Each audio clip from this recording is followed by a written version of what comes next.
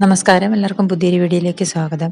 കർണാടകയിൽ BSc നഴ്സിംഗിന്റെ അഡ്മിഷന് വേണ്ടി കർണാടക ഗവൺമെന്റ് നടത്തുന്ന എൻട്രൻസ് എക്സാം നടക്കുന്നത് ഏപ്രിൽ 16, 17 തീയതികളിലാണ്. കർണാടകയിലുള്ള കുട്ടികൾക്ക് വേണ്ടി കർണാടക ലാംഗ്വേജ് ടെസ്റ്റ് ഏപ്രിൽ 18 തീയതിയാണ് നടക്കുന്നത്. BSc നഴ്സിംഗിന്റെ അഡ്മിഷന് വേണ്ടി ഫിസിക്സ്, കെമിസ്ട്രി, ബയോളജി എന്നിവയുടെ ടെസ്റ്റാണ് എഴുതേണ്ടത്.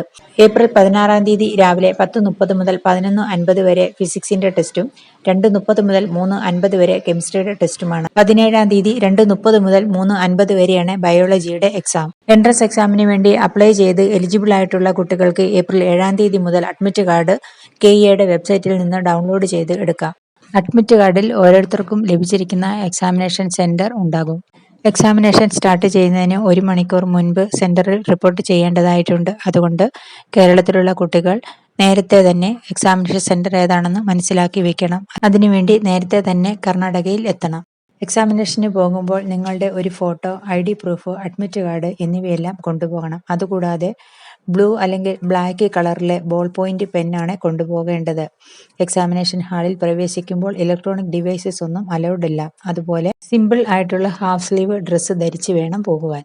KCET എക്സാമിന്റെ റാങ്കിന്റെ അനുസരിച്ചും ഓരോരുത്തരും ഓപ്ഷനായിട്ട് വെക്കുന്ന കോളേജിന്റെ റാങ്കിങ്ങിന്റെ അടിസ്ഥാനത്തിലും അവൈലബിൾ ആയിട്ടുള്ള സീറ്റിന്റെ അടിസ്ഥാനത്തിലുമാണ് അഡ്മിഷൻ ലഭിക്കുന്നത്. KCET അപ്ലൈ ചെയ്യാത്ത ഒരുപാട് കുട്ടികളുണ്ട്. കർണാടകയിലെ എൻട്രൻസ് എക്സാം എഴുതാതെ തന്നെ BSc നഴ്സിംഗിന് കർണാടകയിലെ കോളേജുകളിൽ അഡ്മിഷൻ ലഭിക്കുന്നതാണ്. കർണാടകയിലെ പ്രൈവറ്റ് കോളേജുകളിൽ 20% മാനേജ്മെന്റ് സീറ്റ് ഉണ്ട്. 20% മാനേജ്മെന്റ് സീറ്റ് ലഭിക്കുന്നതിന് വേണ്ടി എൻട്രൻസ് എക്സാം എഴുതേണ്ട ആവശ്യമില്ല.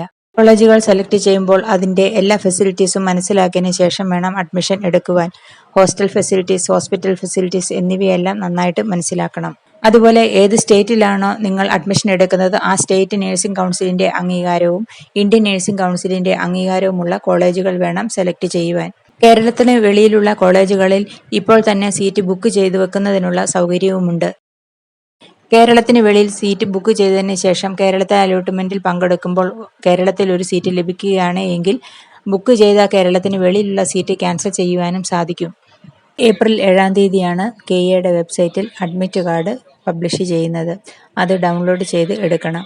അതിൽ ഓരോരുത്തരുടെയും എക്സാമിനേഷൻ സെന്റർ ഏതാണെന്ന് കൊടുത്തിട്ടുണ്ടാകും. അത് മനസ്സിലാക്കിയതിന് ശേഷം വളരെ നേരത്തെ തന്നെ എക്സാമിനേഷൻ സെന്ററിൽ എത്തണം. വീഡിയോ എല്ലാവർക്കും ഇഷ്ടപ്പെട്ടു എന്ന് വിചാരിക്കുന്നു. അടുത്തൊരു വീഡിയോ ആയിട്ട് വരുന്നത് വരെ ബൈ.